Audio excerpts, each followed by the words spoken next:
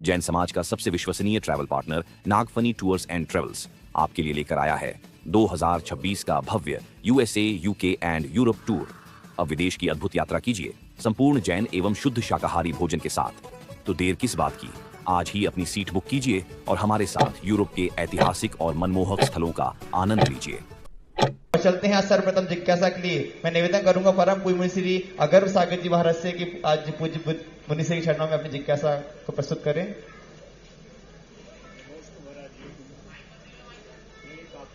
जिज्ञासा है कि जब तीर्थंकर भगवान का सम्मोहन लगता है और मुनि के कोठे में सामान्य केवली जो बैठते हैं उनकी बैठने की व्यवस्था क्या है, वो कैसे बैठते हैं, क्योंकि उनकी भी गंधकुटी होती है। नमोस्तु भगवान। पूज्यवर नेमीचंद महाराज ने इस बात में यही संकेत दिया है कि सभी केवलियों की गंधकुटियां नहीं होती। जब 12 सभा लगती हैं उस समय वो मुनि महाराज की कोठी में ही शामिल होते हैं और 4 अंगुल ऊपर उठ जाते हैं। बस इतना ही रहेगा। सभी मुनिराज सभा में बैठेंगे और वो भी उन्हीं के मध्य में रहेंगे, आगे पीछे का भी उल्लेख नहीं। बस वो थोड़े 4 अंगुल ऊपर उठ जाते हैं, इसी से लगा लेते हैं कि सामान्य केवली है। दूसरा प्रसंग है, जिस समय भगवान बोलते हैं उस समय सभी लोग सभाओं में रहते हैं।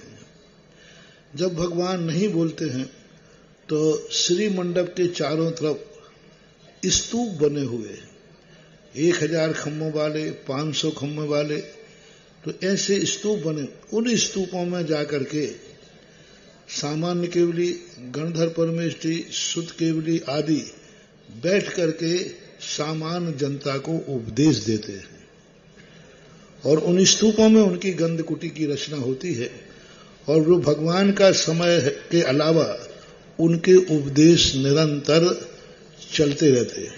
भगवान का समय तो 3 संध्याओं का, अपवाद रूप में 4 का रात्रि का मिला है, लेकिन मूल प्रभायमान 3 संध्याओं का है, 2.25 घंटे तक प्रमाण वो बोलते हैं। उसके अलावा जो बीच का गैप है वहां जाकर के लोग प्रवचन आदि करते हैं यही। लेकिन सभी मुनिराजों को गंधकुटी मिलती है ऐसी बात नहीं है। कुछ मुनिराज होते हैं मौन के मूक केवली होते हैं, वे बोलते ही नहीं है, वो सभा में बैठे रहते हैं, बैठ जाएंगे लेकिन बोलेंगे नहीं। तो इस प्रकार की गंधकुटियों की व्यवस्था भगवान के अभाव में, उन्हें बोलने के अभाव में स्तूपों में जाकर उनकी रचना की जाती है, ऐसा उल्लेख उन्होंने किया है। अभय सागर जी महाराज से अभी नमस्ते जी।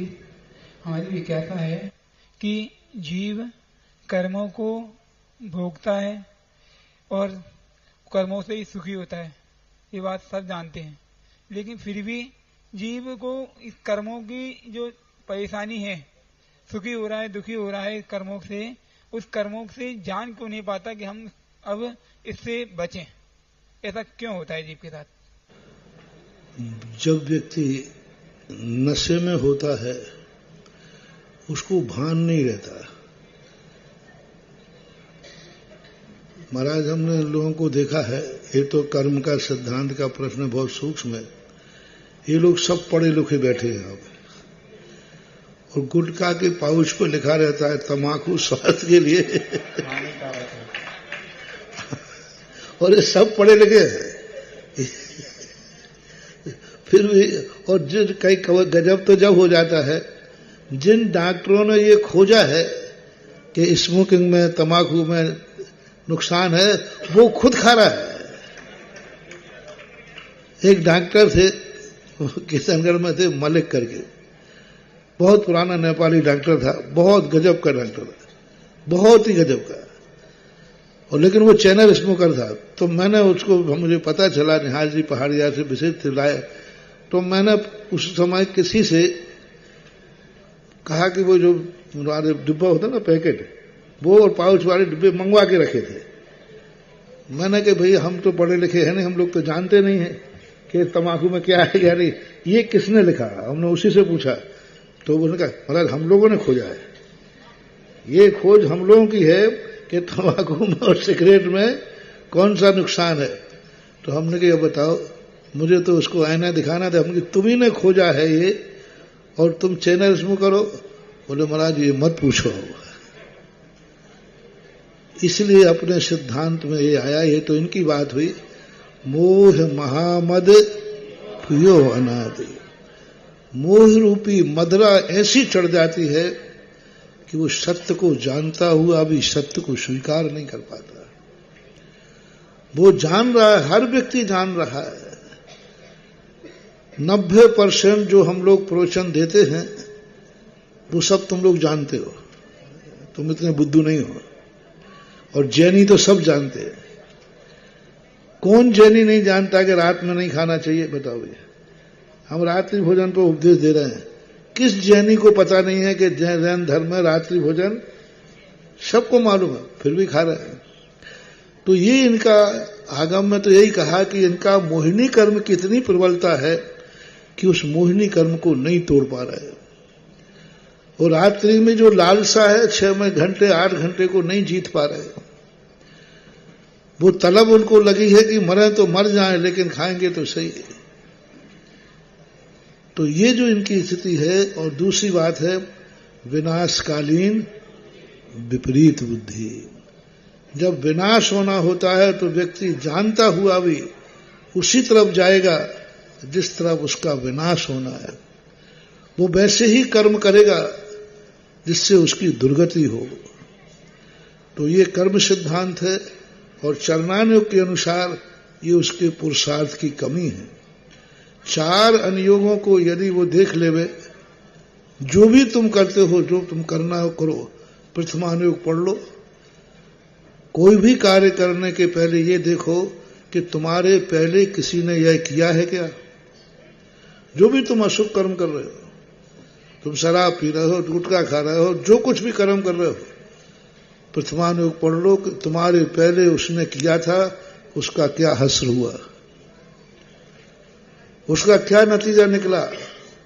यदि आसन्न भव हो गए तो ज्ञानी व्यक्ति दूसरे को गड्ढे में गिरा देख करके अपना रास्ता बदल देता है, तुरंत बदल देता। भैया वो गड्ढे में गिर गया, मुझे नहीं जाना। फिर तीसरा कर्म सिद्धांत की बात आती, कर्णानुयोग की, कि कर्म किया है तो तुम्हारा कर्म उसे उसी तरफ ले जाएगा, उसी तरफ ले जाएगा। तेरा कर्म दुर्गति का है। फिर भी चरणानुयोग आलम्बन देता है, पुरुषार्थ तो करो। ठीक है, कर्म को जहां ले जाना है ले जाएगा, लेकिन पुरुषार्थ तो करो कि नहीं मैं नियम लेता हूं, यह कार्य मैं नहीं करूंगा। ऐसा पुरुषार्थ, जब पूरा पुरुषार्थ चरणानुयोग खत्म हो जाए, तुमने पूरी ताकत लगा दी कि मैं ये कार्य नहीं करूंगा, ये सब कार्य गलत है, उसके बावजूद भी खुदा ना खास्ता हो जाता है, तो फिर द्रव्यानुयोग का शरण जाता है कि नहीं तुम अब ये सोच लो कि जो पर द्रव्य का संयोग हुआ है इस कारण ऐसा हुआ, अब मैं पर द्रव्य का संयोग छोड़ता हूं। इसलिए अज्ञानता के कारण, मूर्छा के कारण, लिप्सा के कारण, मोह के कारण से व्यक्ति जानता हुआ भी उसी गलत मार्ग पर जाता है जिस पर जाना नहीं चाहिए।